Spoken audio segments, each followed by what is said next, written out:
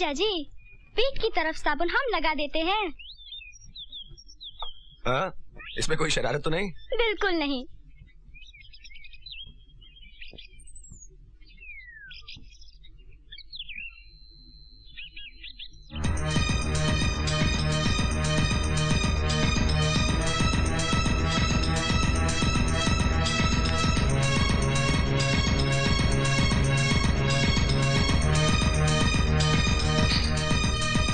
अब आप खुद ही लगा लीजिए।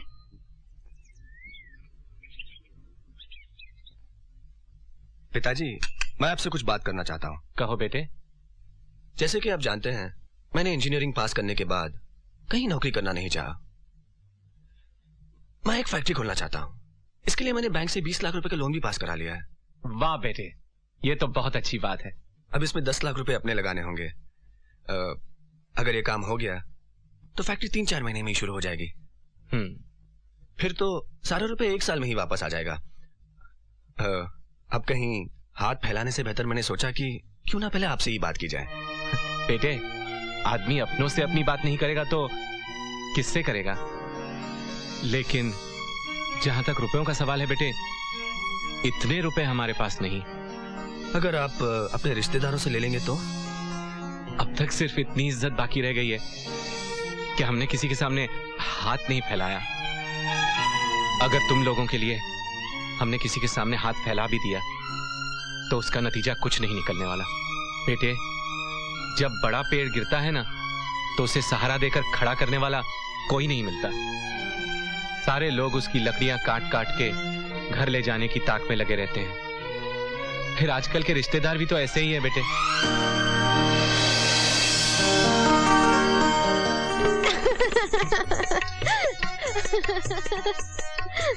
निरंजन बाबू, अगर आपको रुपए के लिए ही शादी करनी थी तो मुझसे कर लेते, मैं 10 लाख दे देती। तो अब शादी कर लेते हैं।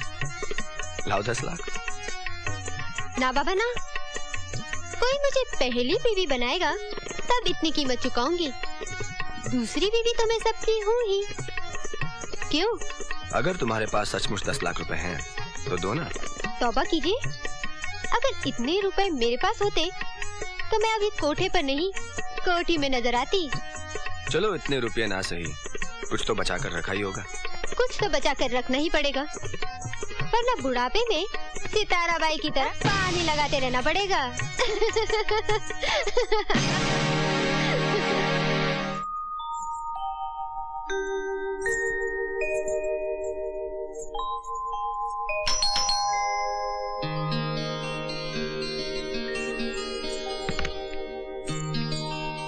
निरंजन बाबू का पैगाम है कि वो वापस अपने गांव चले गए।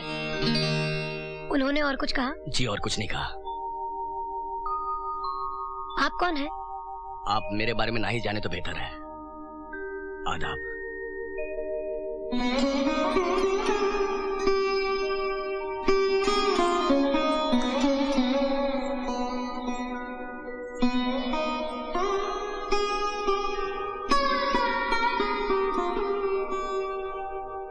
अगर 10 लाख रुपए देने की हमारी हैसियत होती तो निरंजन बाबू आज हमें इस तरह छोड़कर नहीं चले जाते। पिताजी, कल मैं वापस जाना चाहती हूँ। इस तरह नहीं जाते बेटी, वरना लोग ये भी कहेंगे कि बेटी हमें बोझ लगने लगी, इसलिए हमने उसे फौरन पीछे पीछे भेज दिया। लोगों का काम है शादी में शामिल होना, लेकिन रिश्तों को निभाने का काम हमारा होता है।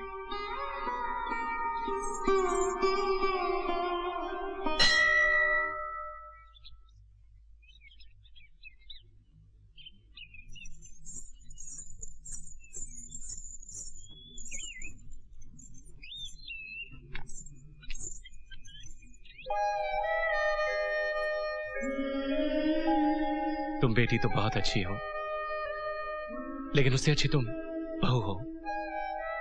तुम बार बार यह एहसास दिलाती हो कि तुम जैसी औलाद को पाकर ये दीवान कंगाल नहीं रहा, धनवान बन गया है।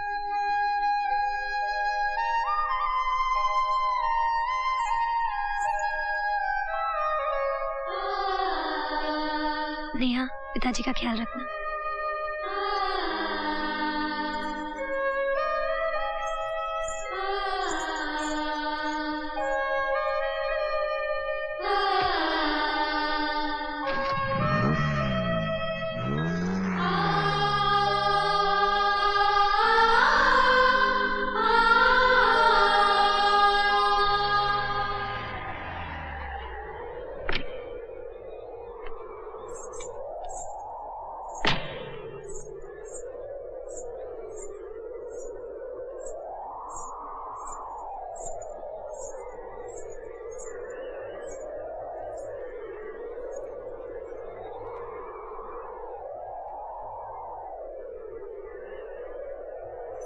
दीदी आप ससुराल नहीं गई?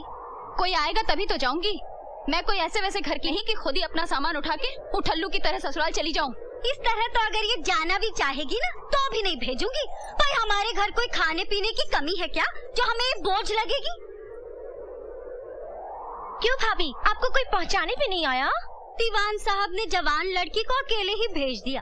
भाई खानदानी लोगों की बात ही निराली होती है।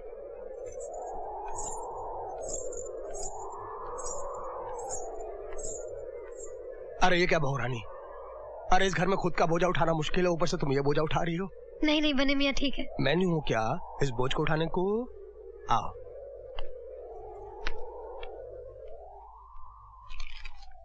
छोटे चौधरी, बहुरानी आई हैं।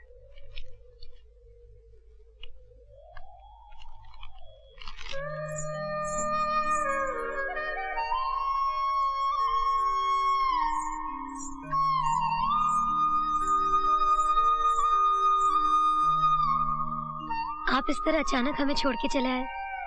मैं तो बुरी तरह से घबरा गई थी, पता नहीं क्या हो गया। दीवान साहब से नहीं पूछा कि क्या हुआ? डैडी की जो हालत है वो उन्होंने आपको बता ही दी थी।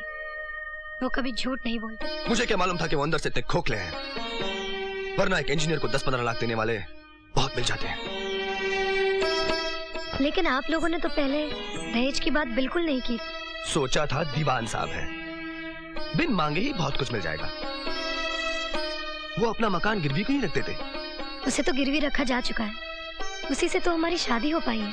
उसे बेचा भी तो जा सकता है। तो फिर रहेंगे कहाँ? और अभी नेहा की शादी भी तो करानी है। सबको अपनी अपनी चिंता है तो रहे, मेरी भी जो समझ में आएगा मैं वही करूंगा। तो क्या रुपयों के अलावा जिंदगी का और कोई मकसद नहीं? नहीं, हम कम पैसों में भी अपनी जिंदगी खुशी खुशी बिता सकते हैं और वक्त आने पे हम अपना सपना भी पूरा कर सकते हैं। वक्त आता नहीं, लाया जाता है।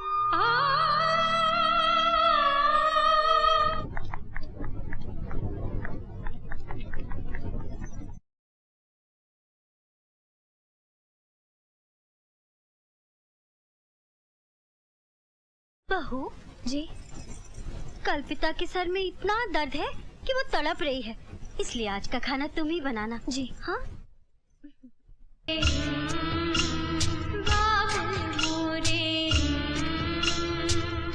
छोड़ चली मैं अपना दुलार।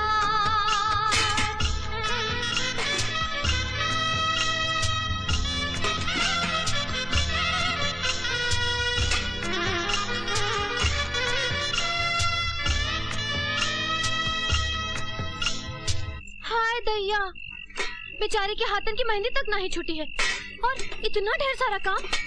बाप रे बाप, इतने बर्तन। आओ, लगता है चौधराइन ने पड़ोसियों के बर्तन भी इधर से मंगा लिए। क्यों, हमारे अपने घर में बर्तन कम है क्या? वैसे भी अपना काम खुद ही करना चाहिए। काम करते रहने से सेहत भी ठीक रहती है और रात को नींद अच्छी आती है।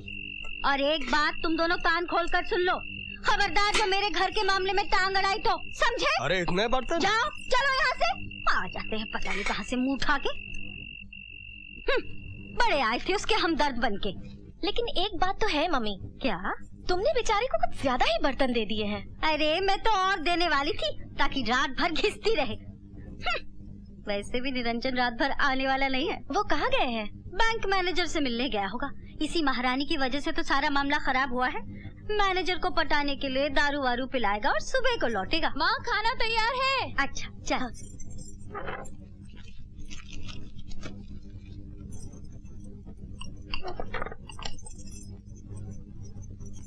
माँ, उसे मत खाना, वो कल का है और बिल्ली ने भी उसे झूठा कर दिया है।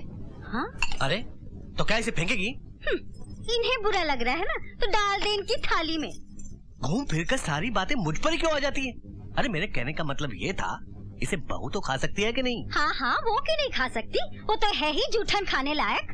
हाँ, उसके लिए रख दे। बिल्ली का जूठा खाएगी तो बिल्ली की तरह बेवफा हो जाएगी, तब ये घर भी जल्दी से छोड़ देगी।